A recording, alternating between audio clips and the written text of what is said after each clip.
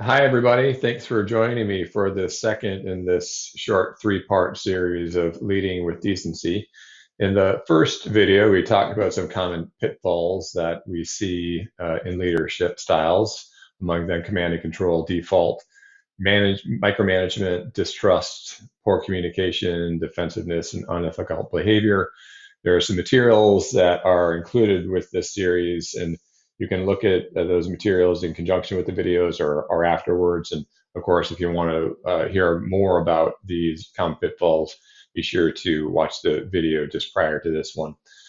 This video, we're going to talk about leadership types. In the subsequent video and the third and final video, we'll look at strong leadership strategies. With the leadership types, one of the most important things to understand just when we talk about this is that there are types. In particular, when we see people who are defaulting to command and control, they often don't realize that there are different styles that one can employ as a leader. And they think their experience has always been this sort of autocratic or authoritarian style where it's what I say goes and you just do what I tell you to do. And understanding that there are styles can be very helpful because then you can start to explore and employ different leadership styles that are much more effective.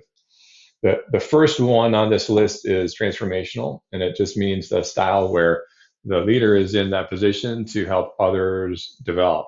They're transforming the people that report to them into leaders themselves or being more effective at what they do. The second one is transactional, which is much more of a give and take relationship where the leader is really helping to make them people that report to her perform just by providing incentives. So, for instance, in sales or raising money, we often see this style of leadership where if you hit certain numbers, then you're given often a financial bonus, or maybe time off, or maybe even a vacation in some cases. So it's much more of a transaction. The downside of this, of course, is that it doesn't provide much feedback to the individual to help them understand how they can do better. They just have to understand, how they can get that money, that bonus, that incentive by on their own. The third style here is servant leadership. It's a really interesting style. In a lot of ways, it turns traditional or common understanding of leadership on its head, where the leader sometimes presents herself or acts in a way where people are there to do her bidding. Rather, in servant leadership, it turns it on its head by thinking, I am in a position where I can serve others, including the people that report to me. And I am doing good by acting as a servant to serve a greater purpose. This is nice because it keeps people in positional power in check and humble by realizing I'm not here to just sort of lord my power over other people, but to do some good in this role, this community, this world, and really helps people think about giving back in a positive way. Autocratic leadership, command and control, right? So it's just about really thinking about just do what I say. It seems very easy. People like to have that kind of power because if people just do what I say, we can all get this done much more quickly. I don't have to have these lengthy conversations. People won't question me. But of course, the problem with that is inevitably unethical behavior arises because that person is making very important decisions in this echo chamber of one, where no one's allowed to question his decisions, and pretty soon that person doing bad things and doing much more harm than good. And of course, nobody else is growing. People who have high aptitude, high intelligence, high potential, want to achieve a lot, they're not going to do any good in that environment because they're not able to see their contributions. So instead, what's going to happen? They're going to leave. They're going to go somewhere where they feel they have some autonomy of their own. So they have some ability to affect some real change on their own. Laissez-faire, hands-off leadership style.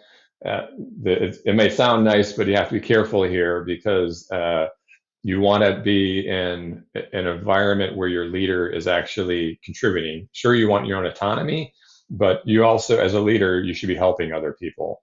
So this should not be purely laissez-faire. Yes, give people their autonomy, but you have some interaction. You as a leader are part of a team. And therefore, you need to be able to help people develop, help people see where they can grow from their mistakes. And this can be, a problem if it's completely hands off. Opposite of autocratic style is, of course, democratic style. And we see that often in a flat organizational structure where there really is sort of a shared responsibility in making decisions. And one of these situations, one of these styles sort of sounds good on paper, but often it doesn't really work in practice. I'm not saying it never does. Sometimes it does. But more often than not, there needs to be some structure. There needs to be a few or a person who has sort of the final say and final decision. And people are looking for that authority to say, this person is going to, provide us some guidance, is going to provide us some direction in how we're making our decisions and what we're doing.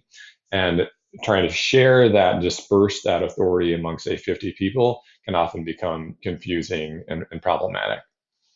The bureaucratic or bureaucracies is come to, of course, have it's kind of be a dirty word, but principally the idea is that you need to have processes and policies in place, right?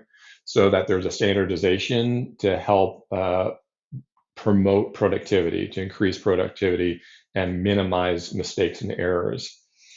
The problem, of course, is that when you go too far, like so many other things, if there's not a balance or something to put a check on that, then you may be creating policies and procedures that are inhibiting productivity, something that needs to be done that's simple. With a leadership style that's bureaucratic, you might be creating roadblocks.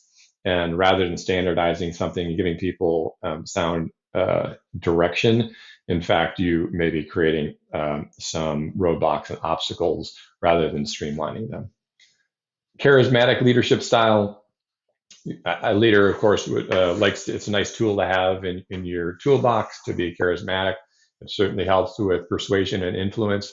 But if people perceive that you are using this charisma as a facade and to get things done rather than having some real personal authority and power, then it becomes a problem because it's superficial, right? It's just charisma where you're just trying to get things done in your way.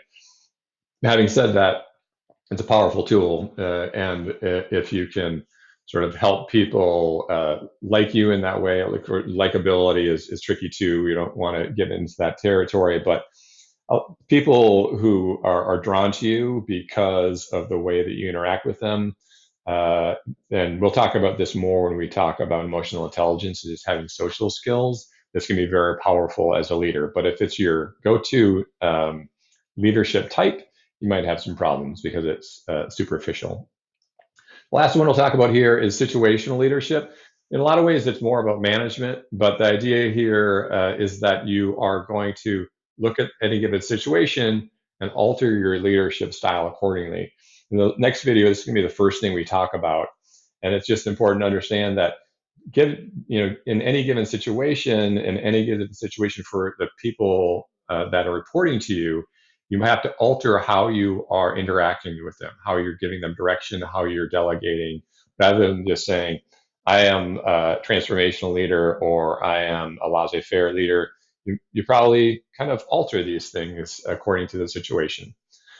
So thank you for joining me for the second in the series. In this, the last video, we're going to talk about some tools and strategies that you can use as a leader. Thank you very much.